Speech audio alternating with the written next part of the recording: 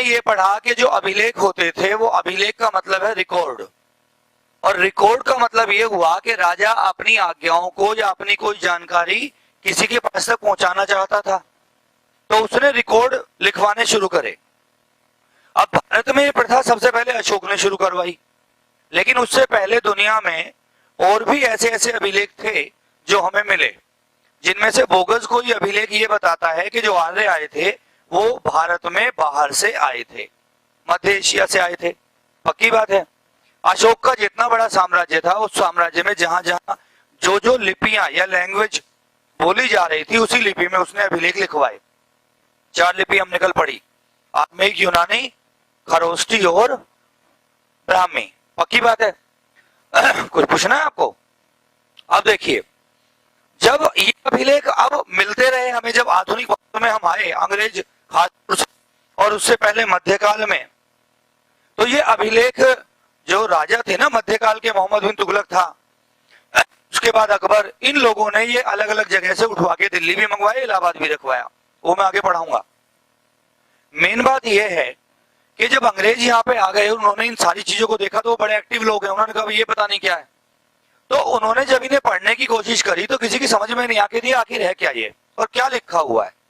तो अशोक के अभिलेखों को ईस्ट इंडिया कंपनी में एक अधिकारी था जो बेसिकली उनके अकाउंट डिपार्टमेंट का व्यक्ति था, और उसने उन अभिलेखों को देखा और उसका इंटरेस्ट था कि वो प्राचीन चीजों को जानना चाहता था। तो आपने ये पढ़ा है कि आप सब जानते हैं 1837 में जेम्स प्रिंसेप नाम का व्यक्ति था। कौन था? James Prinsep. इसने सबसे पहले अशोक के अभिलेखों को पढ़ने में सफलता प्राप्त कर ली, और इसने कहा कि इस अभिलेख में यह लिखा हुआ है। अब हम कैसे माने भाई साहब, तू तो कुछ भी कह देगा। तो जो इसने बातें कही वही एविडेंस हमें बाकी सोर्सेस में भी मिले। भाई जो इसने कहा कि इसमें ये लिख रहा है और वो एविडेंस हमें कहीं और भी मिल गए, तो इसका मतलब ये ठीक कह रहा था। तो अशोक के अभिलेखों को 1837 में सबसे पहले जेम्स प्रिंसेप ने पढ़ा, लेकिन सवाल यह है कि अशोक के अभिलेख तो 4 लिपियों में थे, तो इसने कौन सी लिपि पढ़ी? सारी लिपियां पढ़ डाली या कोई पर्टिकुलर लिपि पढ़ाई इसने? कौन सी? चारों। कौन सी? ब्राह्मी। Very good. इसने केवल ब्राह्मी लिपि के अभिलेख को पढ़ा। कौन सी लिपि के अभिलेख को पढ़ा? तो कर लो नोट फटाफट। 1837 में सबसे पहले प्रिंसेप ने अशोक के ब्राह्मी लिपि के अभिलेख को पढ़ लिया।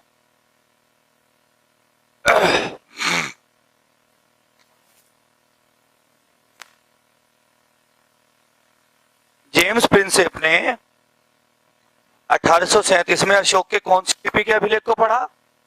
ब्राह्मी लिपि के अभिलेख को पढ़ा। ब्राह्मी लिपि के अभिलेख को पढ़ा। कब की बात है? 1837। James Prinsep. कोई व्यक्ति अगर अभिलेख पढ़ना चाहे या उसका अध्ययन करना चाहे तो हम कहेंगे भाई साहब अभिलेखों का अध्ययन हो रहा है। क्या हो रहा है? अभिलेखों का अध्ययन। तो अभिलेखों का अध्ययन हिंदी में तो बड़ा नॉर्मल सी बात, अभिलेख शास्त्र है ये। क्या है? अभिलेख शास्त्र। अभिलेखों का अध्ययन करना, लेकिन वो हिंदी में कभी नहीं पूछेंगे, वो इंग्लिश में नाम देंगे इसका। तो अभिलेखों का अध्ययन क्या कहलाता है? अभिलेखों का अध्ययन क्या कहलाता है? एपिग्राफी। Very good. एपिग्राफी। अभिलेखों का अध्ययन एपिग्राफी कहलाता है। अभिलेखों का अध्ययन एपिग्राफी कहलाता है। मेरे साथ साथ नोट कर रहे हो ना? अभिलेखों का अध्ययन। हर बात को अगली लाइन से लिखना, पैराग्राफ मत बनाना। कोई भी बच्चा एक पैराग्राफ में ना लिख ले, वरना पता नहीं पड़ेगा कहां पे क्या फैक्ट लिखा है। हर बात को अगली लाइन में जाओ और इस तरीके टिक करके अगली लाइन में लिखते रहो। ठीक है? तो अभिलेखों का अध्ययन क्या कहलाता है? एपिग्राफी कहलाता है। अब कुछ अभिलेख हैं जो बहुत ज्यादा इंपॉर्टेंट है, वो आपसे पूछे जाएंगे। मैं आपको उनके नाम इधर लिख रहा हूं, आप लोग मुझे बताओ कौन कौन से हैं। जैसे पहला मैंने कहा जूनागढ़ अभिलेख। जूनागढ़ अभिलेख को ही गिरनार अभिलेख के नाम से भी जाना जाता है। एक अभिलेख का नाम है प्रयाग स्तंभ लेख। या प्रयाग का नाम इलाहाबाद है तो इसे इलाहाबाद लेख भी बोल देंगे, और इसी को प्रयाग प्रशस्ति भी कहते हैं। प्रयाग प्रशस्ति। एक है भीतरी स्तंभ लेख।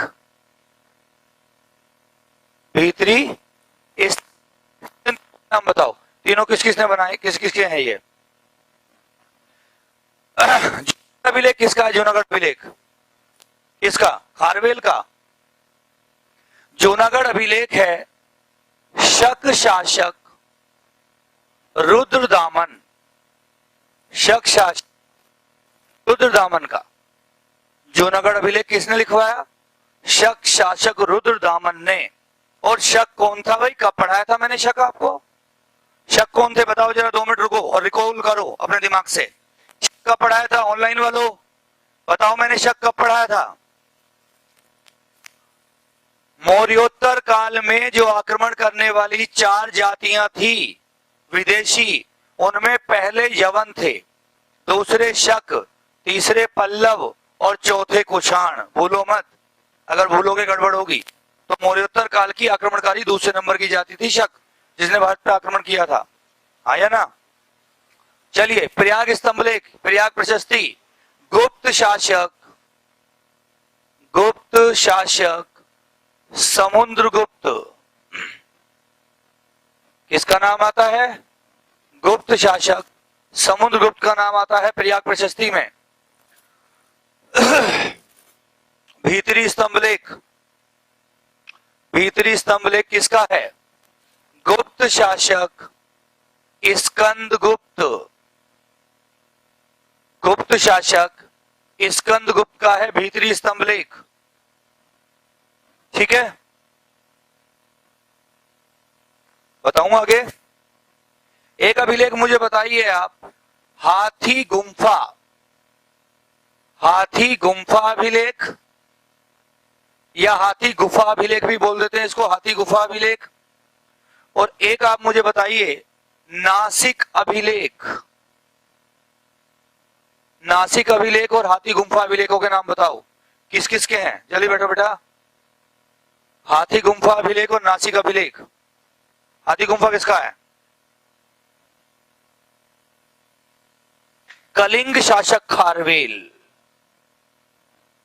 कलिंग शासक खारवेल, कलिंग शासक खारवेल का है हाथी गुम्फा अभिलेख। किसका है भाई? कलिंग शासक खारवेल। और एक मैंने कौन सा बताया आपको? नासिक। बता दो किसका है? नासिक अशोक का, नासिक पुलकेशिन सेकंड का, पक्का। लेकिन पुलकेशिन सेकंड तो चालुक्य राजा था भाई, पुलकेशिन सेकंड जो है वो तो चालुक्य राजा था। तो नासिक अभिलेख है, गौर से सुनो, ये बहुत आता भी एग्जाम में। नासिक अभिलेख है गौतमी पुत्र बलशिरी, गौतमी पुत्र बलशिरी। अब हर चीज को याद करने की कोशिश करना, रटने की कोशिश बिल्कुल मत करना। गौतमी पुत्र बलशिरी,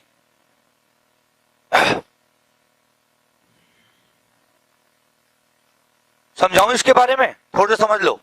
देखो, एक मैंने वंश आपको बताया, गौर से समझना। जब मौर्योत्तर काल आएगा तो मौर्योत्तर काल में पश्चिम भारत पे तो आक्रमण होंगे, और जो मुख्य भारत है हमारा उस पे मौर्यों के उत्तराधिकारी बैठेंगे। उनमें से पहले कौन बैठेंगे? मौर्यों के उत्तराधिकारियों में पहले कौन है? शुंग, दूसरे कौन है? कण्व, और तीसरे कौन है? आंध्र सातवाहन। आंध्र सातवाहन ऐसा वंश था वो अपनी माता को अपने राज्य में सबसे ज्यादा सम्मान देता था, और इनके राजाओं ने एक प्रथा चलाई कि भाई हम अपने नाम से पहले अपनी माँ का नाम लिखेंगे। बात आ रही है समझ में? 2 मिनट रुकिए, 2 सेकंड होल्ड कीजिए।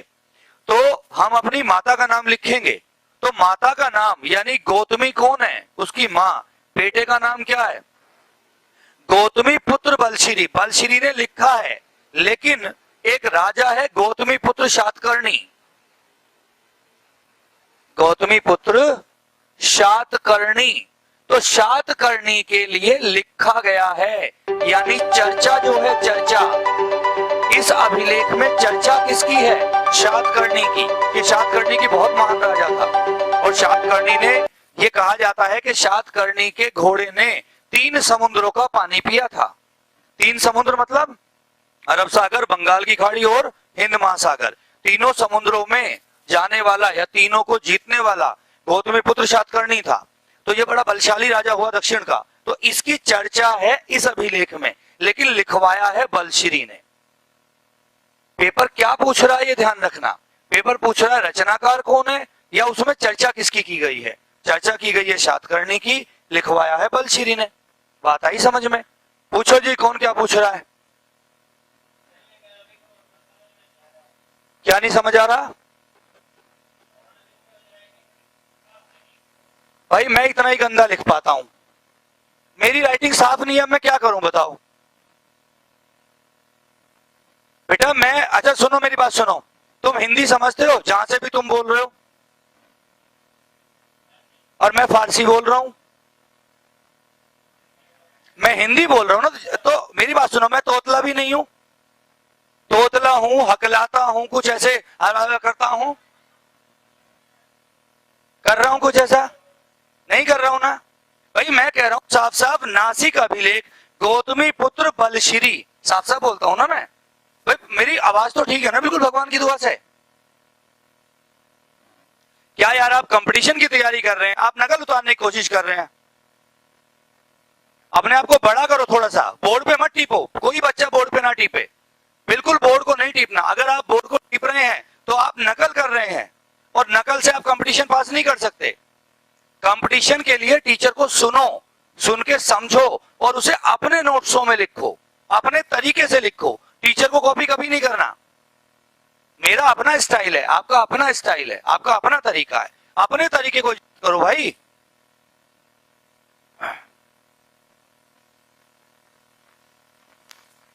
और वैसे इतना गंदा लिख रहा हूं क्या मैं? ऐसा कुछ है?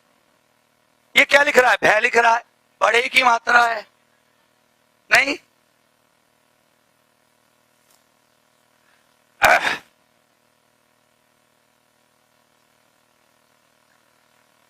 चलिए आगे चलते हैं। एक और बता दो, आखिरी अभिलेख बताओ मुझे। ले भाई कोशिश करता हूं बहुत साफ साफ लिखने की। अब ठीक है? अब बढ़िया है या इससे भी बढ़िया लिखूं? मंदसौर अभिलेख बताइए किसका है? मंदसौर अभिलेख, हाँ ये किसका है? पुलकेशिन सेकंड।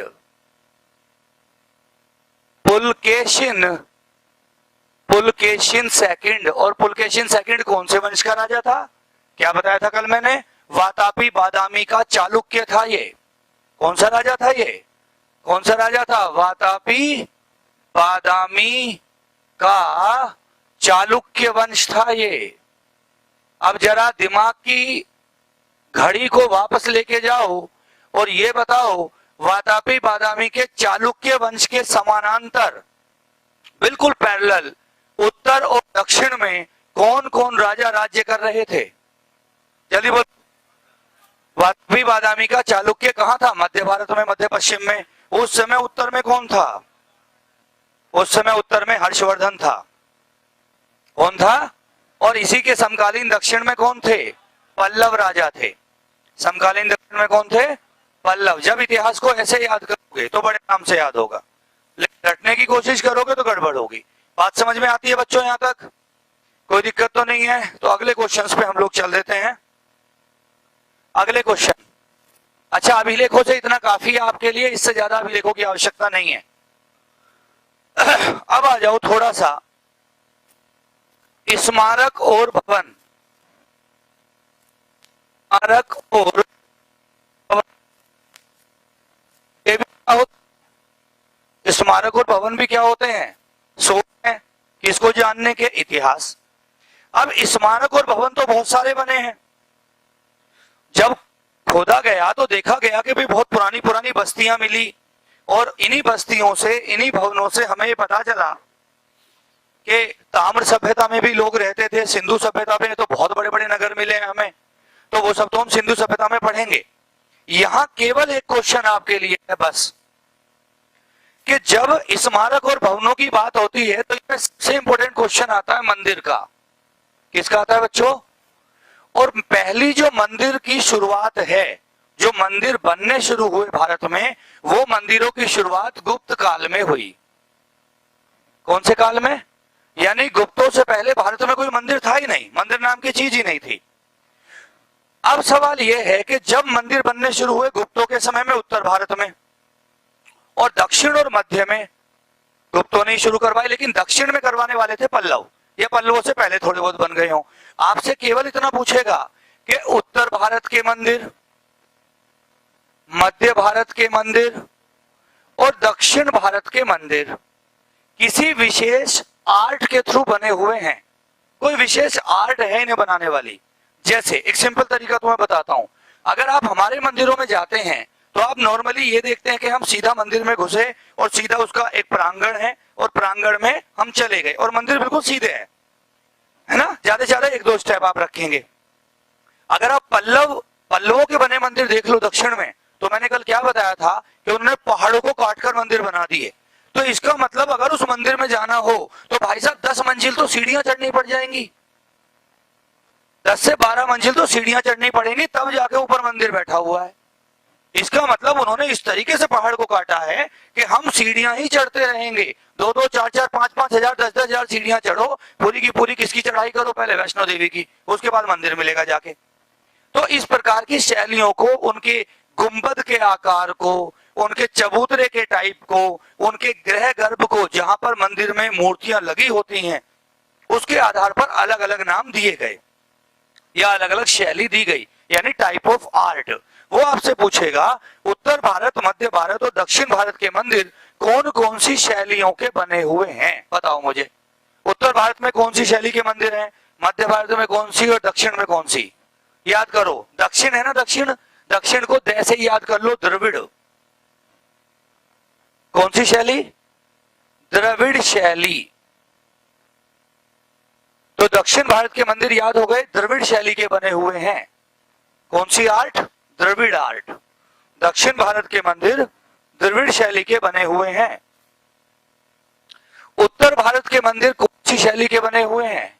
बताइए जल्दी से। नागर शैली। कौन सी शैली? नागर शैली। उत्तर भारत में नागर शैली के मंदिर हैं। मध्य भारत में कौन सी शैली के मंदिर हैं? बोलो जल्दी। पेसर शैली। कौन सी शैली? पेसर। बड़ा सिंपल और बड़ा इंपॉर्टेंट क्वेश्चन है। उत्तर भारत में कौन सी शैली के मंदिर हैं, मध्य भारत में कौन सी मंदिर के शैली के मंदिर हैं, और दक्षिण में कौन सी शैली के मंदिर हैं?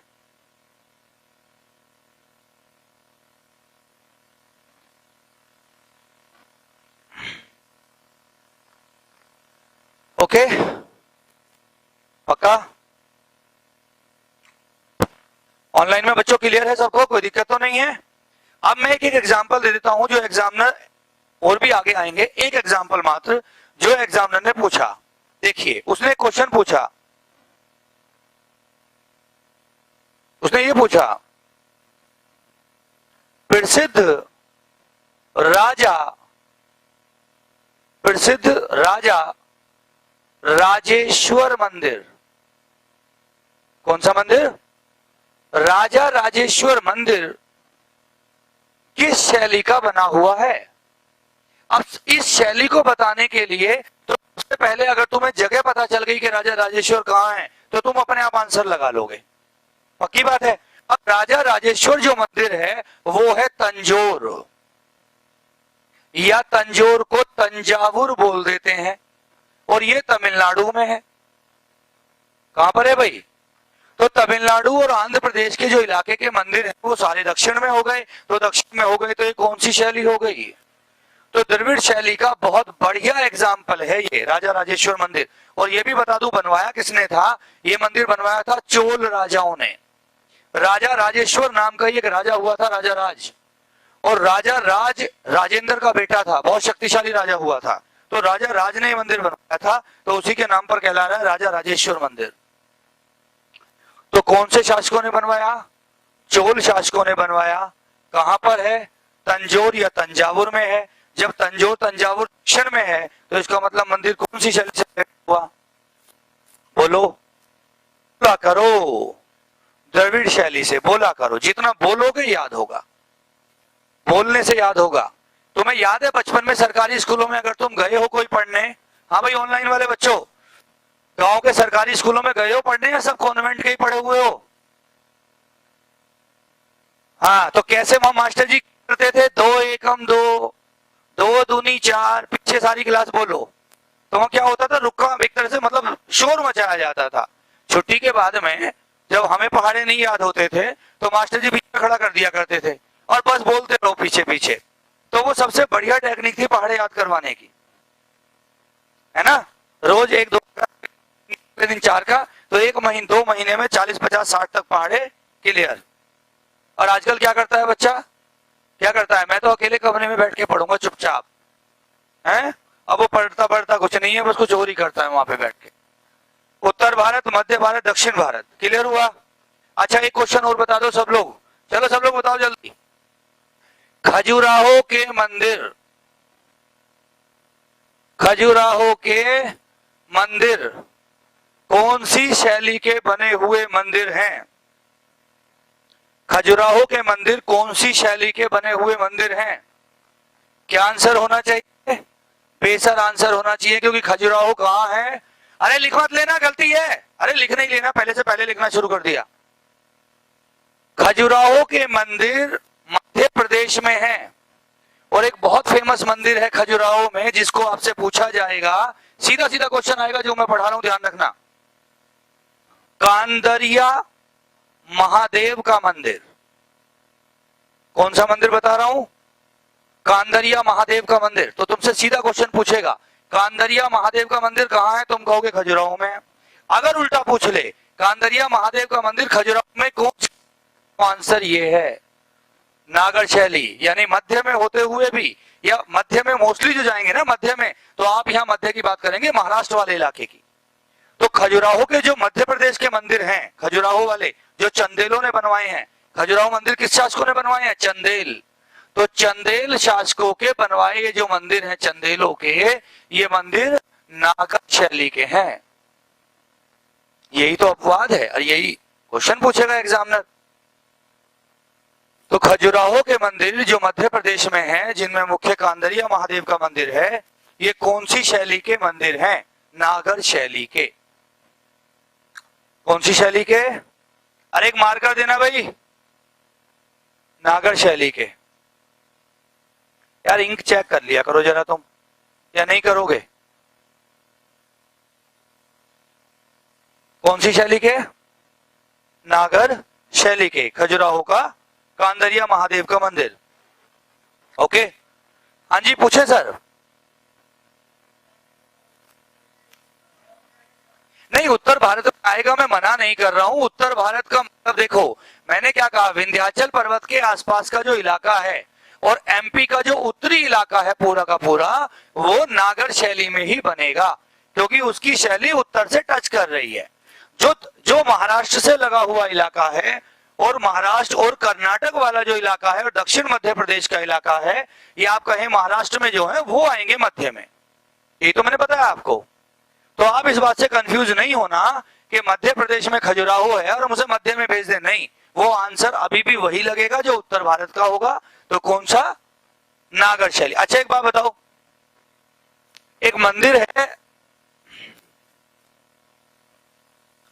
नाम बोल रहा हूं मैं उसका, अभी याद आएगा बता दूंगा।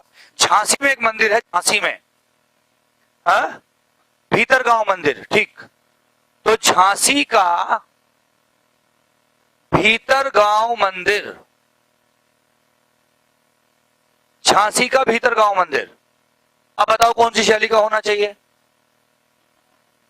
भाई उत्तर में है, झांसी तो उत्तर में हो गया, यूपी में हो गया, तो यूपी में तो कौन सी शैली? तो झांसी का जो भीतरगांव मंदिर है, ये किसने बनवाया था? तो आप आंसर लिखेंगे, गुप्त शासकों ने बनवाया था। कौन से शासकों ने बनवाया था बच्चे? गुप्त शासकों ने बनवाया था झांसी का भीतरगांव मंदिर।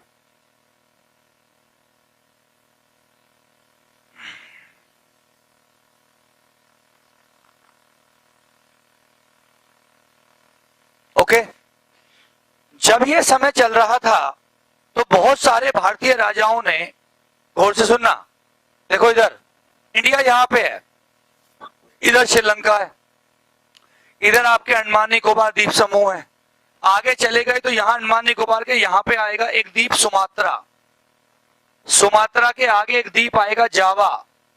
ये कौन सा देश आ गया? इंडोनेशिया। और इंडोनेशिया के आगे की तरफ चले गए तो गया। तो भारतीय राजाओं ने अपनी नौसेना के दम पर इन सारे इलाकों को जीत लिया था और एक बहुत साम्राज्य दक्षिण में था। दक्षिण से आगे निकलकर वो साम्राज्य बाहर जाके फैल गया और वो हिंदू राजाओं का साम्राज्य बना और बहुत सारे सालों तक दक्षिण में, मतलब इस इधर दक्षिण पूर्व के देशों में चलता रहा। ये कौन से देश हैं? दक्षिण और पूर्व। तो दक्षिण पूर्व, एक तुमने ग्रुप सुना है, तुम सुनते हो आसियान, सुनते हो कि नहीं सुनते हो? आसियान सुनते हो ना? तो आसियान का मतलब क्या है? Association of south east, association of south east. क्या हुआ बेटा अलीगढ़? आवाज कट रही है क्या? बाकी सेंटर्स पे भी आवाज कट रही है मेरी?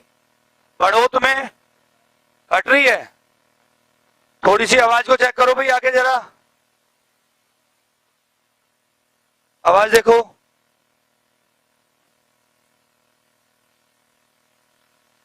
हाँ भाई यहां ध्यान दो, चलो मैं दिखवा रहा हूं। Association of south east, association का क्या मतलब है? संगठन। और साउथ का क्या मतलब है? दक्षिण। और ईस्ट का क्या मतलब है? पूर्व, है ना? Association of south east Asian, Asia Nations देश। तो जो दक्षिण पूर्व एशियाई देशों का समूह है वो आसियान है। अब दक्षिण पूर्व एशियाई देशों में भी भारतीय सभ्यता बाहर की ओर गई और उन्होंने वहां जाकर बहुत बड़े बड़े मंदिर बनवाए और खास तौर से बौद्ध धर्म जब फैला तो बौद्धों के बहुत बड़े बड़े स्तूप भी बने। अब एक क्वेश्चन पूछा जाए, तुम मुझे बताओ, यहां लिख रहा हूं बोरोबुदुर, बोरोबुदुर का मंदिर, बोरोबुदुर का मंदिर। तो पहली बात तो ये बोरोबुदुर का जो मंदिर है ये कौन से धर्म से संबंधित है, एक तो ये बताओ। और दूसरा ये बताओ कि जो बोरोबुदुर का ये मंदिर है ये कहां स्थित है? बोरोबुदुर का मंदिर, सेल तो ठीक है इसकी, वो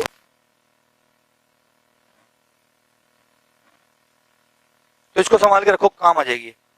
हाँ जी, अब थोड़ा सा चेक करिएगा, अभी देखते हैं बोरोबुदुर का जो मंदिर है, बोरोबुदुर का वो कहां है और किस धर्म से संबंधित है? तो आप कहेंगे बोरोबुदुर का जो मंदिर है वो महायान शाखा से संबंधित है। और महायान शाखा कौन से धर्म की है? बौद्ध धर्म। हीनयान और महायान दो है ना। तो बोरोबुदुर बेसिकली मंदिरों के एक स्तूप है जो बौद्ध बनाते थे अपने रहने के लिए। जहां बौद्ध भिक्षु रहते थे और जहां पर रहकर वो पूजा करते थे उसे स्तूप कहा गया। तो बोरोबुदुर का मंदिर महायान शाखा का एक स्तूप है। अब क्वेश्चन ये है कि ये कहां पर है? कहां पर है? तो आप कहेंगे बच्चों ये जावा द्वीप पर है। और जावा द्वीप कौन से देश का हिस्सा है? तो आप कहेंगे इंडोनेशिया। आई बात समझ में? तो बोरोबुदुर के मंदिर कहां है? जावा द्वीप पर है, जावा आइलैंड है। और जावा आइलैंड किसका हिस्सा है? इंडोनेशिया का। करा नोट डाउन कर रहे हो मेरे साथ साथ? कर रहे हो? बोरोबुदुर, तो बोरोबुदुर स्तूप महायान बौद्ध स्तूप है, महायान शाखा का है और जावा में है। जावा कहां है? इंडोनेशिया में है। और उसके बाद एक तो तुम सबको पता है, ये तो बच्चा बच्चा जानता है, अंकोर वाट का मंदिर। अंकोर वाट का मंदिर, तो आप कहेंगे साहब कौन से देश में है? कंबोडिया। बोले कहां पर है? कंबोडिया में। कंबोडिया। अच्छा इतना बता दो, अंकोर वाट का मंदिर जो कि कंबोडिया में है वो हिंदू धर्म का तो है, बहुत नॉर्मल सी बात है। लेकिन सवाल एक बार ये आ गया कि ये मंदिर कौन से देवता या भगवान को समर्पित है? वेरी गुड, विष्णु भगवान। इसमें किसकी पूजा है? विष्णु भगवान की। सृष्टि के रचयिता की पूजा होती है। तो सृष्टि के रचयिता का, विष्णु भगवान का, दुनिया का सबसे बड़ा मंदिर है ये कंबोडिया, विष्णु भगवान को समर्पित है। बात समझ रहे हैं?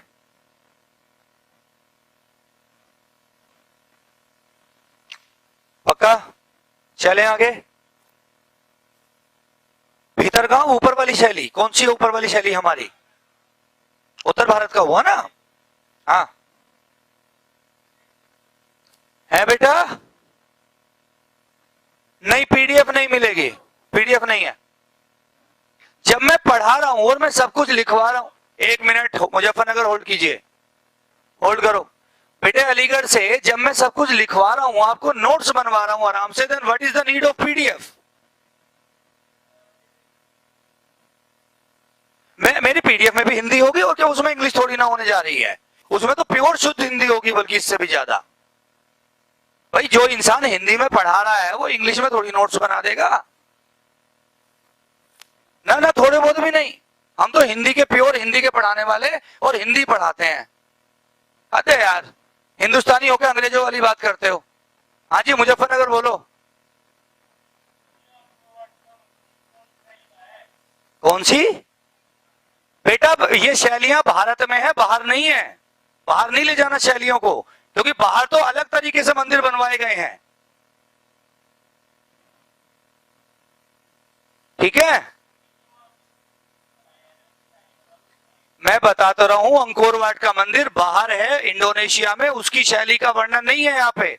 यहाँ वर्णन उन शैलियों का है जो भारत में बने हुए मंदिर हैं। अगर तुम मुझसे ये कहो जी अमेरिका में कोई मंदिर बनवाया अभी, तो उसकी भी शैली बता दो। या अभी एक आपने नाम सुना हो, एक बहुत बड़ा ग्रुप चल रहा है दुनिया में, उसका नाम मैं बताता हूं, इस्कॉन। सुना है कभी इस्कॉन टेम्पल्स? इस्कॉन वर्ल्ड का वो सबसे बड़ा ग्रुप है जो इस समय भगवान कृष्ण के सबसे बड़े पूजक माने जा रहे हैं। और जितने भी बड़े बड़े देशों में पैसे वाले लोग हैं, वो सब पैसा त्याग के और बस ढपली बजाते फिर रहे हैं पूरी दुनिया में। तो इस्कॉन मंदिर इस समय दुनिया में इतने ज्यादा फैले हुए हैं। अमेरिका, यूरोप की मैक्सिमम कंट्रीज में कौन से मंदिर जा रहे हैं ज्यादा? इस्कॉन। तो हर जरूरी नहीं है हर जगह हर शैली का मंदिर होगा। चलिए अब अगला हेडिंग डालिए, सिक्के। बेटा वो जो है ना गंधार और मथुरा, वो मूर्ति कला शैली है, वो मूर्तियां हैं, मंदिर नहीं, वो मूर्तियां होंगी। आगे पढ़ाऊंगा उनको। सिक्के, सिक्के कॉइन्स। आगे जब मंदिर चलाएंगे ना, जब वंश को पढ़ते रहेंगे, तो जिस वंश में जो मंदिर आएंगे आगे चलते रहेंगे। अभी तो मैं नॉर्मल एक चीज बता रहा हूं, कॉइन्स। अच्छा, सिक्कों से हमें कितने से कितने सन तक की जानकारी मिलती है? तो लगभग 206 बीसी से और लगभग 300 एडी इस तक की जानकारी हमें सिक्कों से मिलती है। हालांकि इसके बाद की भी मिलती है, लेकिन इस पहले जो है, पहले वो सिक्कों की जानकारी पूरी नहीं मानी जाती। तो 200 बीसी के बाद जो समय आया, उसमें सिक्कों की जानकारी ज्यादा प्रभावी हो गई। क्या फैक्ट है आपका? दूसरी शताब्दी ईसा पूर्व के बाद में सिक्कों से जानकारी मिलना ज्यादा सुलभ हो गया, ज्यादा अच्छा हो गया, यानी अच्छी क्वालिटी के सिक्के मिलने शुरू हो गए और उनका पहचान भी अच्छी होनी शुरू हो गई। प्राचीन जो सिक्के हुआ करते थे, प्राचीन सिक्के, गौर से सुनना, वो सिक्के ठप्पा मारकर बनाया जाते थे। ठप्पा मारकर बनाए जाते थे, ठप्पा लगाकर। ठप्पा समझते हो? स्टैंप। ठप्पे का मतलब क्या है?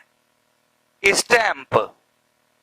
भाई आपने लोहे का कोई वो बनाया गोल गोल और उसके ऊपर एक स्टैंप मार दी, तो स्टैंप मार दी यानी पहचान बनाने के लिए कि ये सिक्का किसका है। तो उसी स्टैंप के कारण, ठप्पा लगाने के कारण इनको कहा गया आहत सिक्के।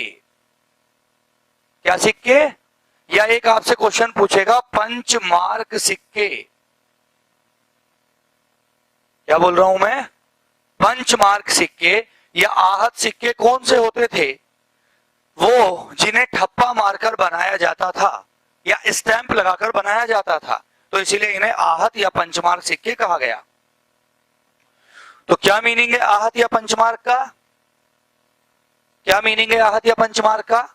जो ठप्पा लगाकर स्टैंप लगाकर बनाए जाते थे। और लगभग कौन सी शताब्दी के ये सिक्के हैं? तो आप कहेंगे 5वीं शताब्दी ईसा पूर्व। अरे ईसा पूर्व समझे? देखो इधर, ईसा मसीह से पहले, ईसा मसीह से पांचवी, पांचवी। और शताब्दी का मतलब क्या होता है? 100। शताब्दी का मतलब क्या होता है?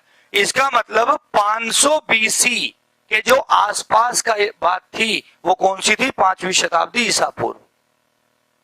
तो 5वीं शताब्दी ईसा पूर्व के सिक्के हैं ये, जिन्हें आहत सिक्के कहा जाता है।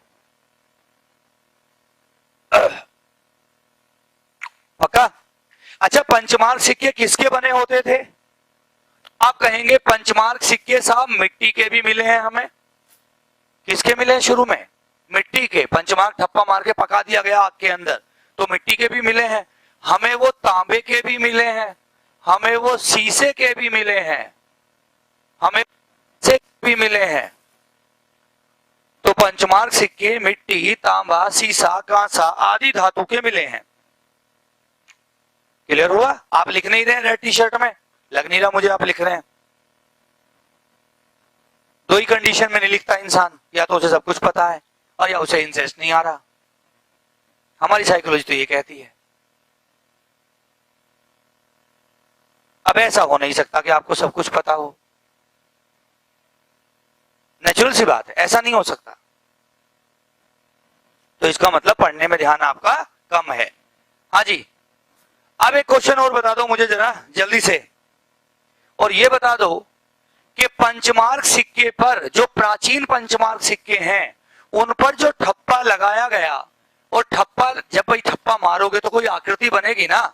जैसे भारत का एक सिक्का होता है, वो पंचमार्क है यानी वो ठप्पा है, तो उस पे किसकी आकृति है? हमने कहा अशोक की लाट। अशोक की लाट है जिसपे 3 तरफ शेर है और बाकी गोल है वो। तो इन पे भी तो कोई ना कोई आकृति होगी।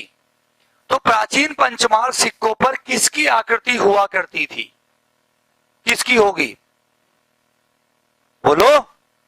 मछली, पेड़, अर्धचंद्र, अर्धचंद्र आधा चंद्रमा, पेड़, मछली। इसका मतलब जो उस समय लोगों को दिखाई देता था, जो उनके सामने था, जो विजिबल था, उसकी ही आकृतियां इन्होंने सिक्कों पर लगाई थी। प्राकृतिक। आई बात समझ में? तो पंचमार्क सिक्कों पर कौन कौन सी आकृतियां मिली? बोलो। मछली, पेड़, अर्धचंद्र, ये सारी आकृतियां मिली। ओके। और जानवर की बात कर लें, जानवर की, तो हाथी, सांड यानी बैल, तो इनकी आकृतियां भी पंचमार्क सिक्कों पर मिली हैं। तो ये ध्यान रखना है जरूर से, है ना? जरूर ध्यान रखना है इन चीजों को।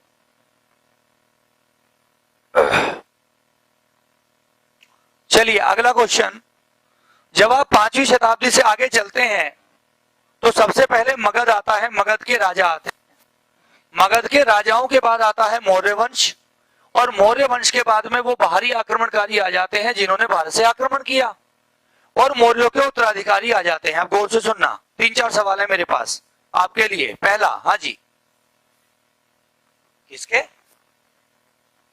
ना, वो बाद में आए हैं। शेलखड़ी शुरुआत में तो पत्थर पत्थर के थे ना, तो वो उन्होंने सिक्के नहीं बनाए थे स्टार्टिंग में। हाँ जी, अब ये बताओ मुझे, सर्वाधिक सिक्के, क्वेश्चन गौर से सुनना, गौर से सुनना, सर्वाधिक सिक्के कौन से शासकों ने चलाए या कौन से वंश ने चलाए? दूसरा क्वेश्चन, सर्वाधिक सोने के सिक्के, सोने के सिक्के, सर्वाधिक सोने के सिक्के कौन से वंश ने चलाए? समझ रहे हो क्वेश्चन? अगला क्वेश्चन,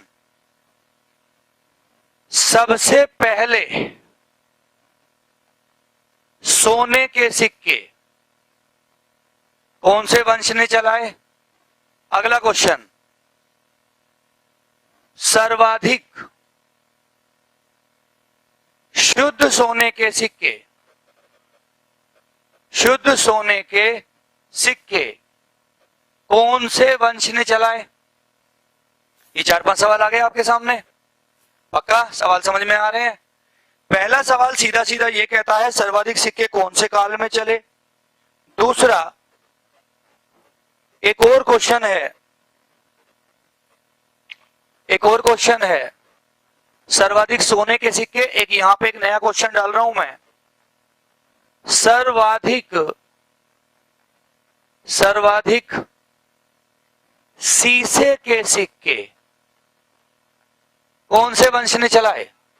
शीशा मतलब वो मिरर नहीं है, ये लेड है, लेड, पीबी, लेड होता है ना, लेड शीशा एक धातु होती है, उसके सिक्के। उसका तो नहीं पता भाई, शीशा पता है बस मुझे। हाँ जी, तो पहला आंसर क्या है? सर्वाधिक सिक्के कौन से वंश वालों ने चलाए हैं। अच्छा देखो, इस क्वेश्चन का अंतर समझो। इसमें कह रहा है सर्वाधिक सिक्के, अब उसे इससे मतलब नहीं है सोने के, चांदी के, तांबे के, किसी के भी हो, सर्वाधिक सिक्के होने चाहिए। तो आपको आंसर देना है मौर्य। क्या आंसर देना है आपको? मौर्य। नहीं, किताब गलत कह रही है भाई, गलत कह रही है। मौर्य नहीं, मौर्योत्तर काल। सर्वाधिक सिक्के आपको मिलेंगे मौर्योत्तर काल के। मौर्योत्तर काल का मतलब जो मौर्यों के बाद का काल है। और मौर्यों के बाद में कितने राजा थे? पश्चिम भारत में 4 और उत्तर भारत में 3। तो कुल मिला के जो मौर्योत्तर काल है पूरे इतिहास में सबसे ज्यादा सिक्के इसके मिलेंगे हमें। सर्वाधिक सोने के सिक्के चलाने वाला वंश गुप्त। सबसे ज्यादा सोने के सिक्के चलाने वाला वंश गुप्त है। सर्वाधिक शीशे के सिक्के चलाने वाले आंध्र सातवाहन। अबे वही है, आंध्र सातवाहन आंध्र में चले गए थे, इसलिए पूरा नाम आंध्र सातवाहन है इनका। सबसे पहले सोने के सिक्के चलाने वाले यवन। क्या नाम है? यवन या हिंद यूनानी, बैक्टीरियन ग्रीक, बताए थे मैंने बातें। तो सर्वाधिक शुद्ध सोने के सिक्के चलाने वाले, सर्वाधिक शुद्ध, तो आप कहेंगे आंसर कुषाण। कौन सा वंश? कुषाण वंश। बात आई समझ में? नॉर्मल से सवाल है बिल्कुल।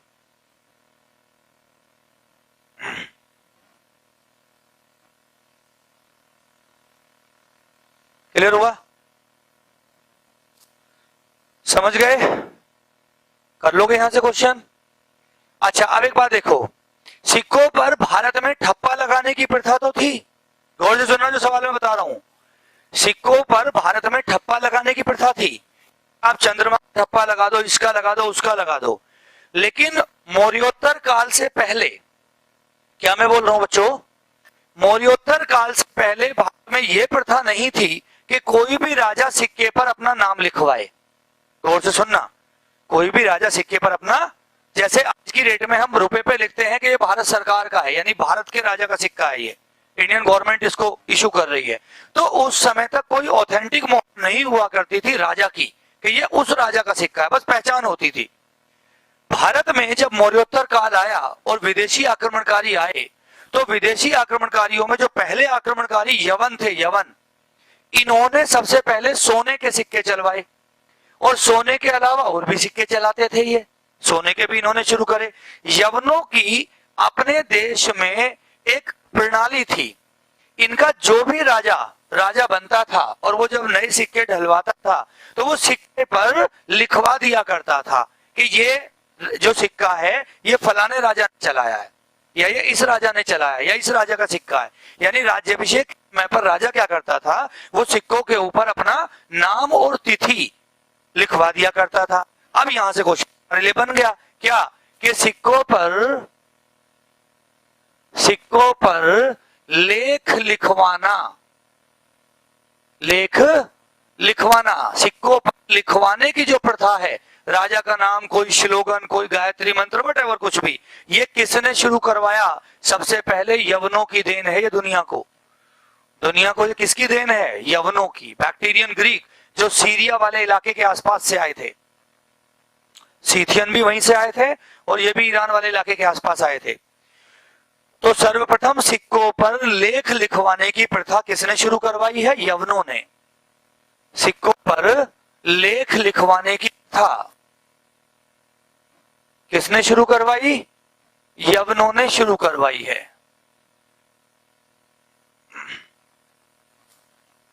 बात आ रही है समझ में? अगले क्वेश्चन की ओर चलते हैं। अच्छा, ये तो बड़ा नॉर्मल क्वेश्चन है, आपको पता है, आगे पढ़ाऊंगा अभी मैं। कौन सा ऐसा शासक है जिसे उसके सिक्कों पर वीणा बजाते हुए दिखाया गया है? औरंगजेब। कौन सा ऐसा शासक है जिसे उसके सिक्कों पर वीणा बजाते हुए दिखाया गया है? और यहीं से यह माना जाता है कि वीणा का आविष्कारक वही राजा है। तो ये आंसर है समुद्रगुप्त। कौन है? समुद्रगुप्त। और समुद्रगुप्त कौन से वंश का राजा? गुप्त वंश का। और इसे ही कहा गया था भारतीय नेपोलियन। समुद्रगुप्त को ही क्या कहा गया है? भारतीय नेपोलियन। ये भारत का नेपोलियन हुआ। नेपोलियन से तुलना करी गई है समुद्रगुप्त की, भारतीय नेपोलियन। बात आ रही है समझ में? सिक्कों का अध्ययन, क्या मेरा सवाल है? सिक्कों का, हाँ बोलो। वीणा बजाते हुए समुद्रगुप्त को दिखाया गया है उसके सिक्कों पर। वीणा बजाते हुए किसको दिखाया गया है? समुद्रगुप्त को। और समुद्रगुप्त को ही क्या बोलते हैं? भारतीय नेपोलियन।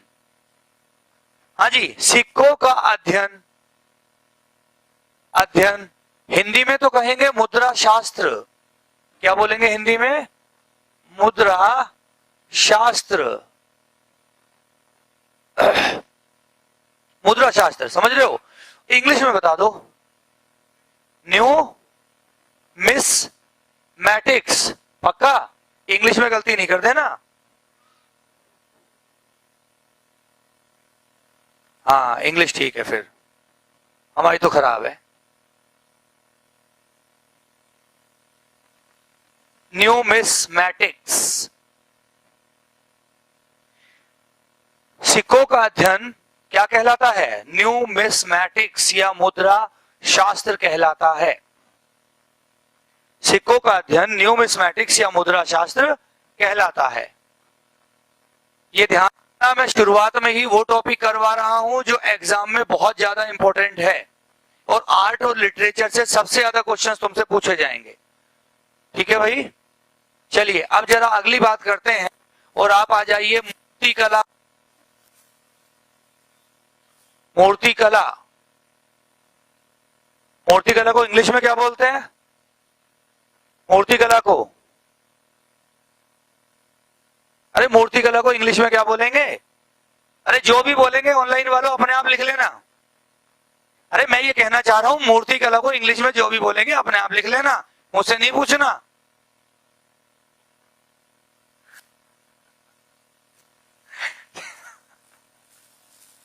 ठीक है भाई?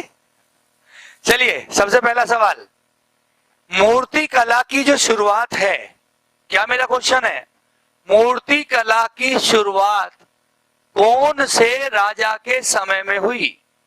मतलब एक आध मूर्ति तो बन गई, लेकिन मूर्तिकला को एक जो उद्योग का रूप मिला या मैक्सिमम लोग इसमें लग गए, तो मूर्तिकला की शुरुआत तो हम तभी मानेंगे, वरना तो पहली मूर्ति तो हम कहें जी सिंधु सभ्यता में भी मिली है हमें छोटी छोटी मूर्तियां।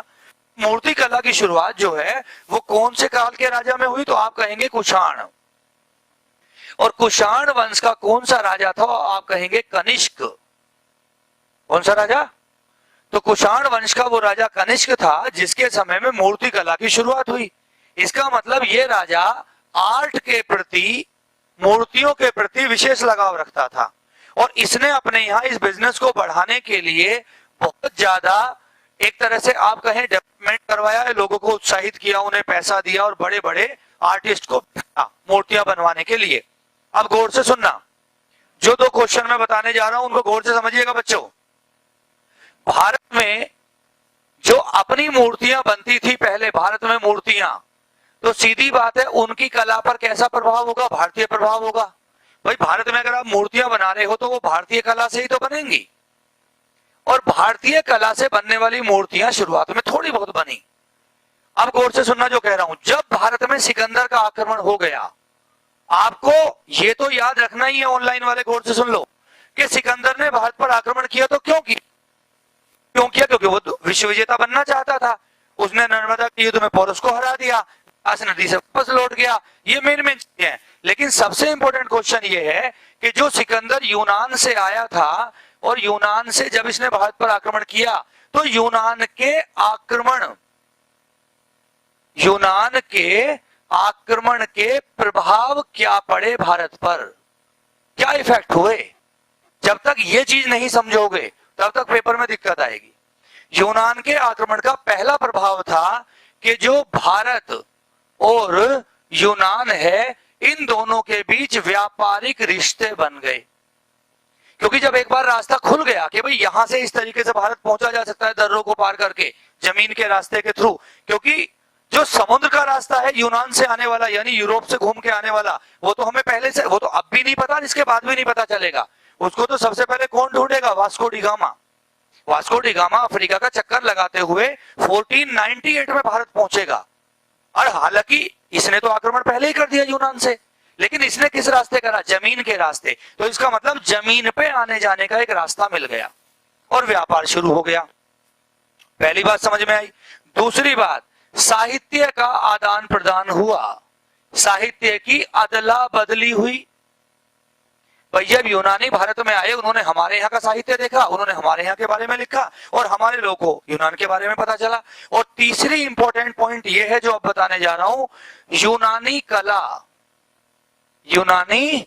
कला का भारत में प्रचार हुआ।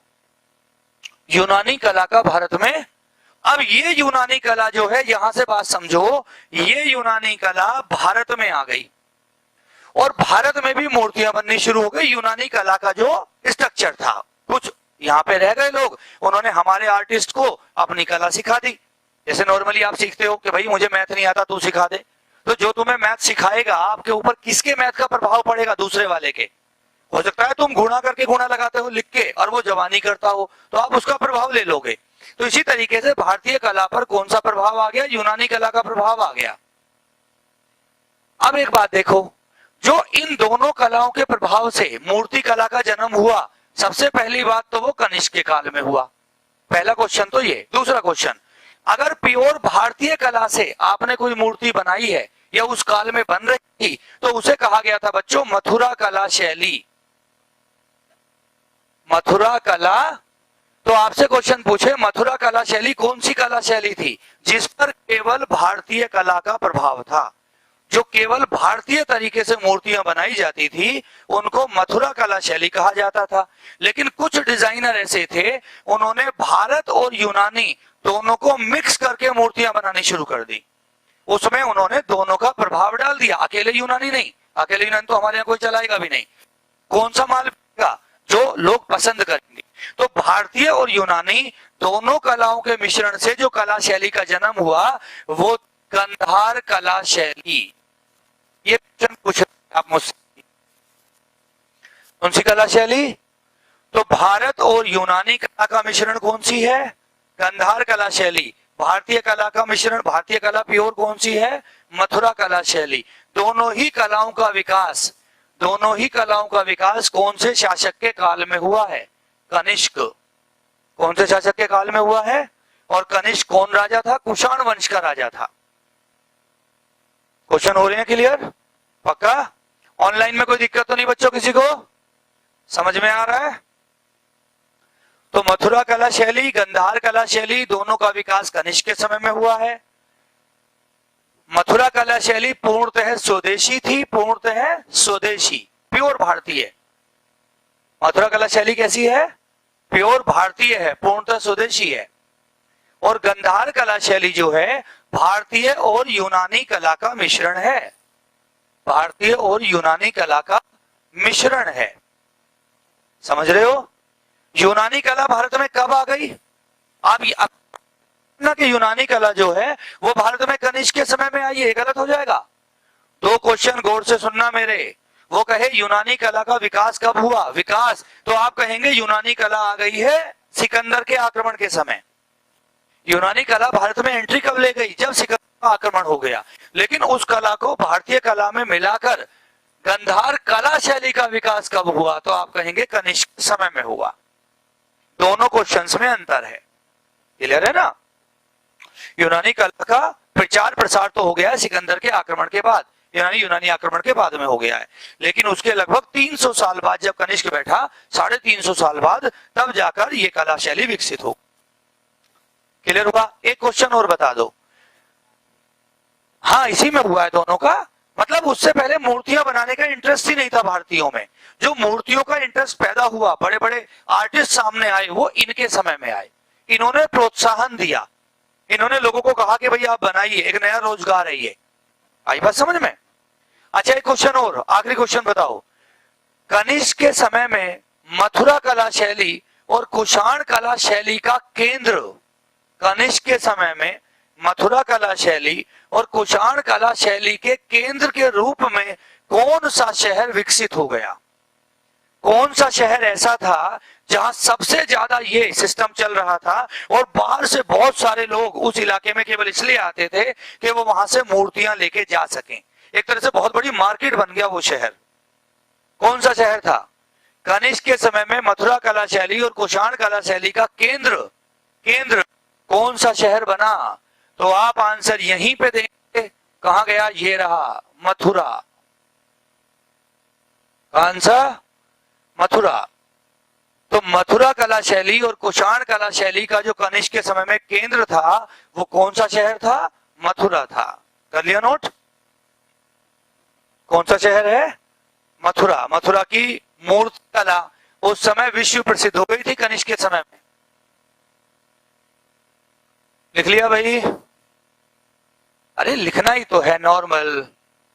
कनिष्क के समय में मथुरा कला शैली और गंधार कला शैली का जो केंद्र था, केंद्र है ना, जो सेंटर था, वो कौन सा शहर था?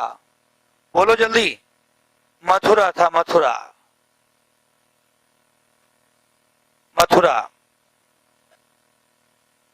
चलिए अब थोड़ी सी बात कर लेते हैं चित्रकला की। चित्रकला, पेंटिंग होता है भाई इंग्लिश में? अरे बोलो। हाँ, इतनी इंग्लिश मुझे पता है। ठीक है?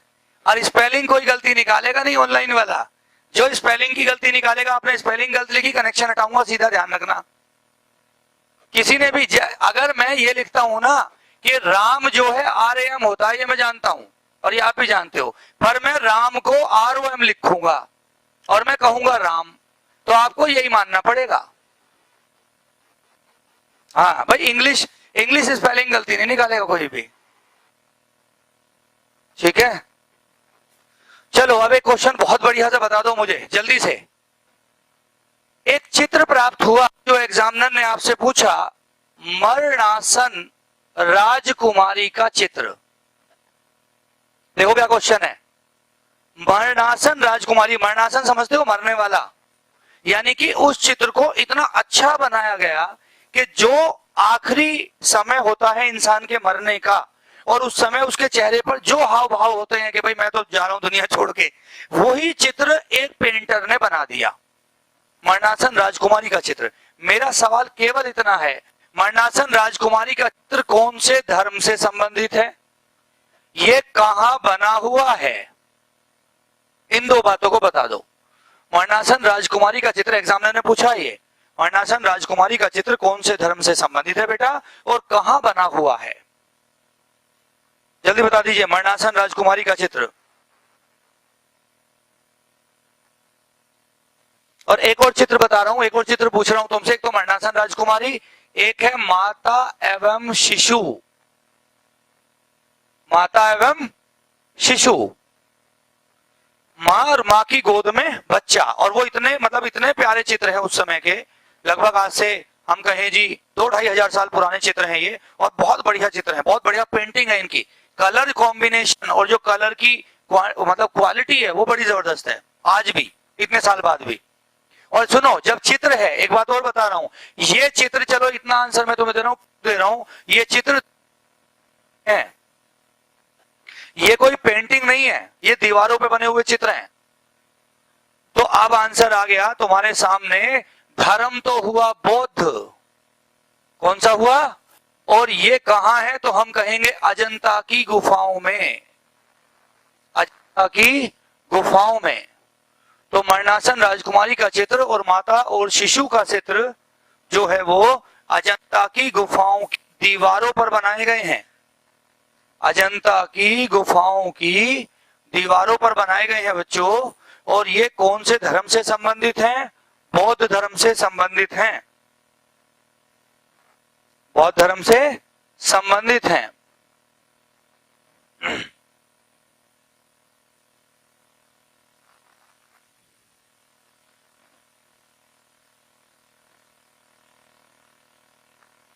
ओके, अब गौर से सुनना, थोड़ा सा अजंता आ रहा हूं मैं, अजंता से क्वेश्चन बहुत आता है। सुनो, अजंता की जो चित्रकारी है, अजंता की चित्रकारी, पहली बात तो चित्रित चित्रकारी है। चित्रित मतलब चित्र बने हुए हैं और उनमें रंग भरे हुए हैं, चित्रित है, कलरफुल है। दूसरी बात, अजंता गुफाएं तो पहले से ही है। आपको पता है अजंता कहां है? महाराष्ट्र में। इसमें तो कोई दिक्कत ही नहीं है। अजंता गुफाएं तो पहले से हैं, लेकिन गुफाओं की दीवारों पर काट काट कर, तराश कर उनको मंदिरों का रूप दे दिया गया और मंदिरों का रूप देकर उन्हें एक विशिष्ट धर्म से संबंधित कर दिया गया।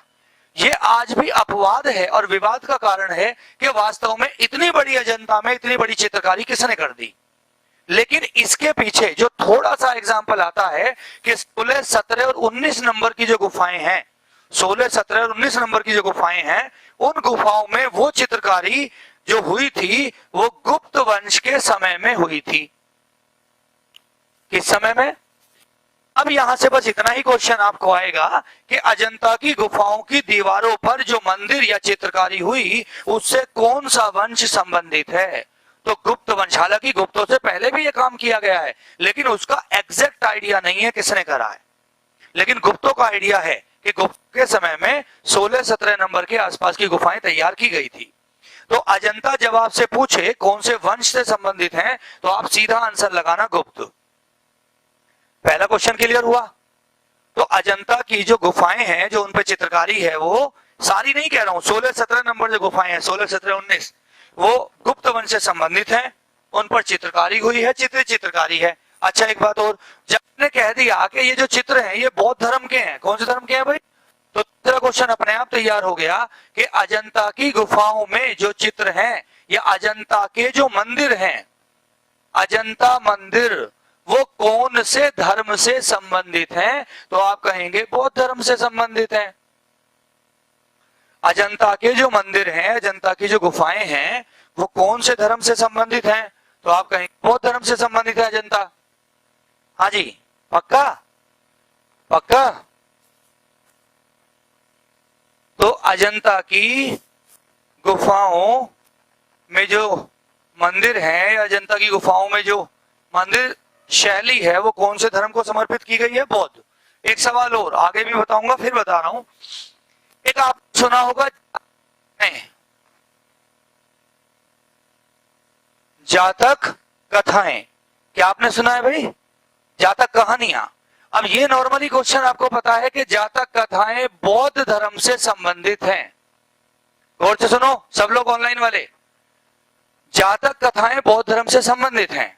अगला क्वेश्चन है मेरा, जातक कथाओं में किसका विवरण है? क्या है जातक कथाएं? अरे क्या विवरण किसका है? क्या है ये जातक कथाएं? 550 से ऊपर संख्या है इनकी, जातक कथाओं की संख्या 550 से ऊपर है। तो आखिर ये कहानियां हैं क्या? कहानियां हैं पूरी की पूरी। महात्मा बुद्ध के पूर्व जन्मों, महात्मा बुद्ध के पूर्व जन्मों की। अब मुझे क्या पता महात्मा बुद्ध कौन थे, आपको क्या पता कौन थे? लिखने वाले जिसने लिखा उसने कुछ भी बना दिया। तो महात्मा बुद्ध के पूर्व जन्मों की काल्पनिक कहानियां। कैसी कहानियां? काल्पनिक कहानियां हैं जातक कथाएं। महात्मा बुद्ध के पूर्व जन्मों की, जो उनका पहले जन्म थे, वो कल्पना की गई है कि महात्मा बुद्ध पुराने जन्म में ये थे या वो थे या ऐसे थे या वैसे थे, वटेवर। तो महात्मा बुद्ध के पूर्व जन्मों की काल्पनिक कहानियों से संबंधित है जातक कथाएं। अगला सवाल, जातक कथाएं कौन सी भाषा में लिखी गई हैं? हाँ वेरी गुड, क्या सवाल है? जातक कथाएं कौन सी भाषा में है? तो आप कहेंगे पाली भाषा में है। कौन सी भाषा में है बच्चों? पाली भाषा में। अगला सवाल, अगला सवाल, जातक कथाएं कहां, कौन सी किताबों पर लिखी गई हैं, या कौन से पर्चे पर लिखी गई हैं, या पेड़ की छाल पर लिखी गई हैं, या कहां लिखी गई हैं? तो जातक कथाएं अजंता की गुफाओं की दीवारों पर लिखी है। अजंता की गुफाओं की दीवारों पर लिखी गई हैं जातक कथाएं। आज भी आप जाओ तो अजंता की गुफाओं में जो दीवारों पर लिखी हुई कहानियां हैं वही जातक कथाएं हैं। बात आई समझ में? पक्का जब पढ़ो तो किसी चीज को पूरा पढ़ो, प्रॉपर, अधूरा मत पढ़ो कभी भी। अधूरे पढ़ने में कंफ्यूजन पैदा होगा हमेशा और आप गलत करके आओगे। तो जातक कथाओं से रिलेटेड क्वेश्चन आएगा तो आप लोग कर लेंगे, पक्का कर लेंगे। चलूं आगे, चलें।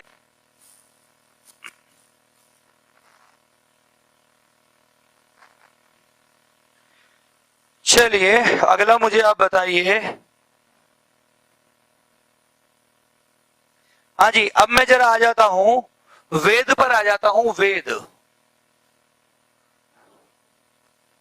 हाँ, माता और शिशु, बताओ बताओ, बोलो बोलो।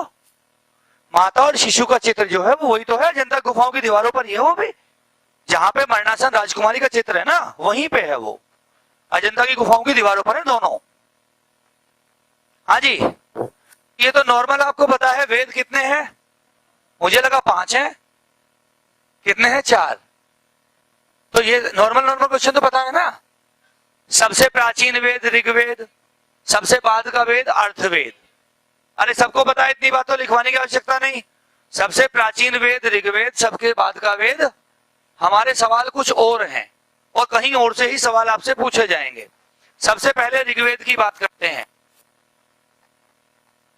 वेद आपको पता है सबसे प्राचीन वेद है और यह माना जाता है कि जो ऋग्वेद रचा गया वो ऋग्वैदिक काल में रचा गया। लेकिन मैंने ये बताया कि ऋग्वैदिक काल वो काल था जिसमें वेदों को गुरु को केवल डिलीवर करता था मुंह से और केवल वो कॉन्सेंसस उसको लेता था, लेकिन मान के इस समय में रचा गया। अब जो भी है वटएवर, ऋग्वैदिक काल का टाइम पीरियड आपको पता है 1500 बीसी से 1000 बीसी, ये टाइम पीरियड है ऋग्वैदिक काल का। अब सवाल आ जाओ यहां पर, ऋग्वैदिक काल में मुझे बताइए कितने मंडल या कितने चैप्टर हैं? चैप्टर समझते हो? मंडल कितने मंडल है? आप कहेंगे 10 हैं। बहुत बढ़िया। मुझे बता दो सबसे बाद में कौन सा मंडल जोड़ा गया? यह सवाल बड़ा बढ़िया है। देखो, अगर नॉर्मली कोई एक किताब लिखनी शुरू करता है नॉर्मली, तो वो पहले पहला चैप्टर लिखेगा, फिर दूसरा लिखेगा, फिर तीसरा, फिर चौथा, ऐसे ही चलेगा। और सबसे आखिर में किसका नंबर आएगा? किसका नंबर आएगा? अब आप मुझे बताइए कि अगर यहां पर यह पूछा जा रहा है कि भाई ऋग्वेद में सबसे बाद में कौन सा मंडल जोड़ा गया, तो आप मुझे बताओ कौन सा जोड़ा गया?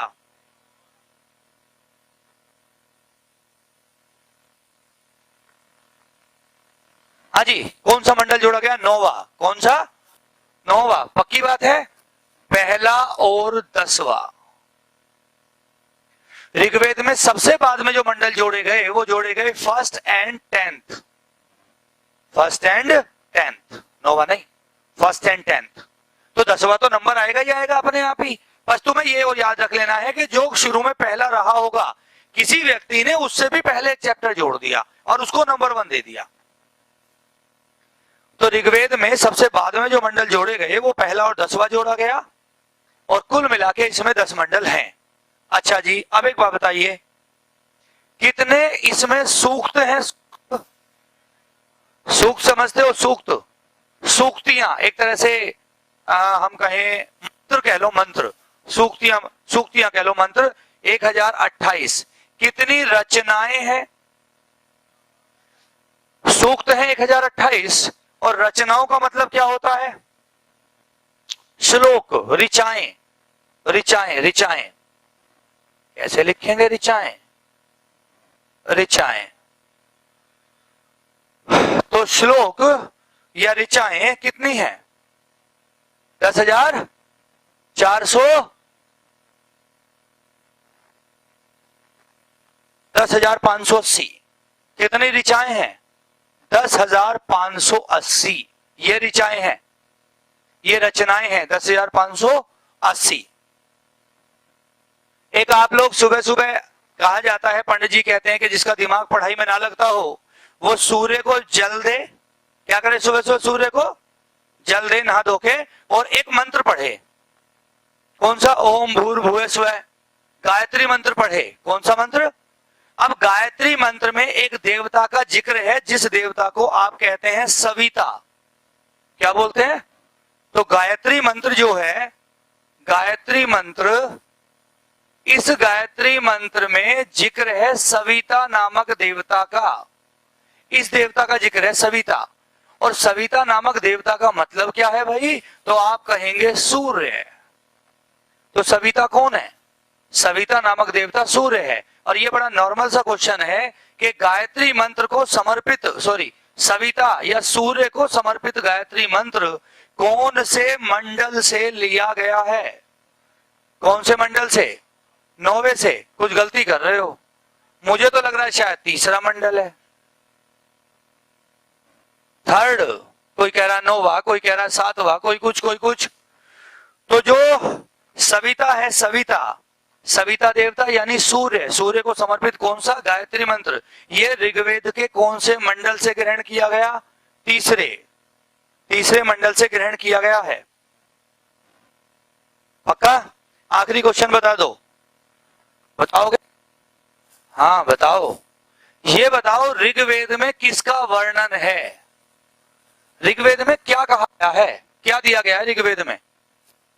वर्णन क्या है? क्यों लिखा गया ऋग्वेद? किसकी जानकारी दे रहा है ऋग्वेद? तो पहला तो बड़ा आसान सवाल है कि ऋग्वेद आर्यों की जानकारी दे रहा है।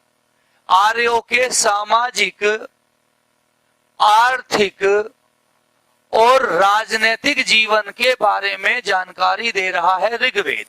ये बड़ा नॉर्मल सी बात है और इसमें कोई सोचने की बात नहीं। अगर एग्जाम में आ जाए, बिल्कुल दिमाग नहीं लगाना भाई। जहां जिस समय में लिखा गया डेफिनेटली उन्हीं के बारे में बताएगा। आर्यों ने लिखा है तो आर्यों की ये भी बताएगा, पॉलिटी कैसी है, इकोनॉमी कैसी है, उनका जीवन कैसा चल रहा है, ये भी बताएगा। लेकिन सवाल यहां कुछ और है। सवाल ये है कि ऋग्वेद में क्या है? किसका संग्रह है ऋग्वेद? ऋग्वेद में किसका संग्रह है? अच्छा एक बात बताओ, सुनो गौर से। जब आप लोग कोई यज्ञ हवन करते हैं तो कुछ तो देवताओं को खुश रखने के लिए मंत्र बोले जाते हैं। जैसे वो पंडित जी कहता है अच्छा ये सेव पकड़ो और अब गणेश जी के लिए बोलो, है ना, अब शिव जी के लिए बोलो, अब इनके लिए बोलो और यहां चढ़ा दो गणेश जी पे। तो इसका मतलब ये हो रहा है। और कभी कभी वो क्या करता है, वो बहुत बड़ी प्रार्थना करता है एक देवता के लिए। जैसे आपने सपोज करवाया, सत्यनारायण की कथा करवाई। अब सत्यनारायण की कथा में वो दुनिया भर की कथा पढ़ लेगा तो केवल एक ही देवता के लिए पढ़ेगा। तो इसका मतलब ऋग्वेद में है क्या? देवताओं के लिए प्रार्थनाओं का संग्रह है। ये मोस्ट इंपोर्टेंट क्वेश्चन है आपका। ऋग्वेद में किसका वर्णन है? देवताओं के लिए प्रार्थनाओं का संग्रह। The collection of prayers, collection of prayers for a particular God. एक पर्टिकुलर भगवान के लिए, है ना, देवताओं के लिए प्रार्थनाओं का संग्रह, जो उनके लिए प्रार्थनाएं बोली जाएंगी उसका संग्रह है ऋग्वेद। देवताओं के लिए प्रार्थनाओं का संग्रह है ऋग्वेद में।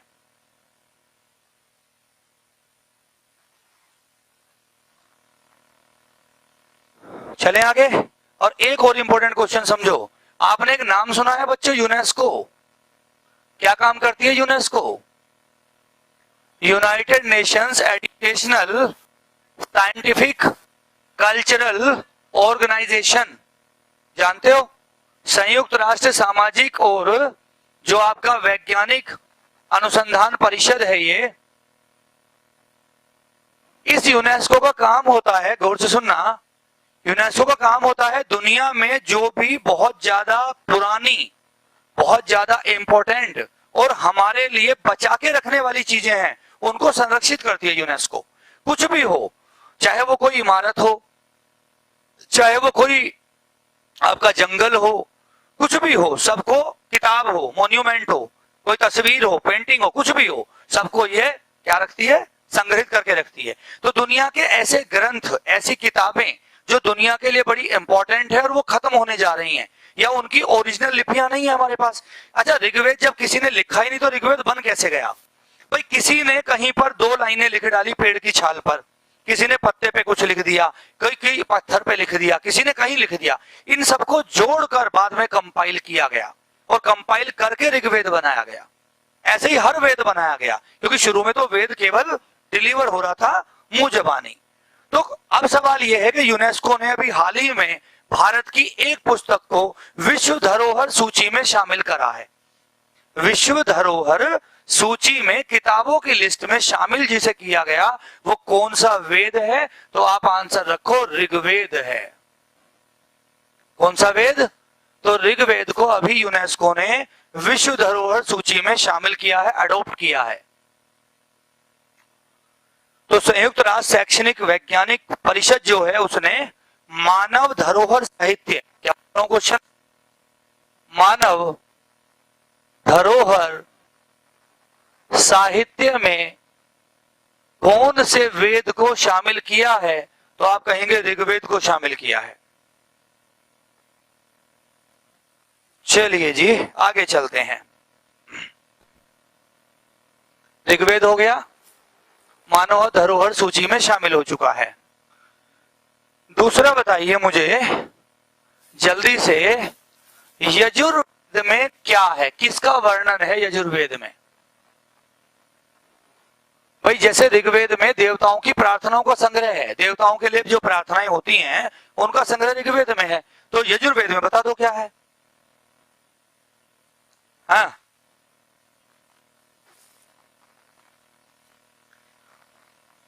देवताओं के की स्तुति, स्तुति मतलब पूजा में पढ़े जाने वाले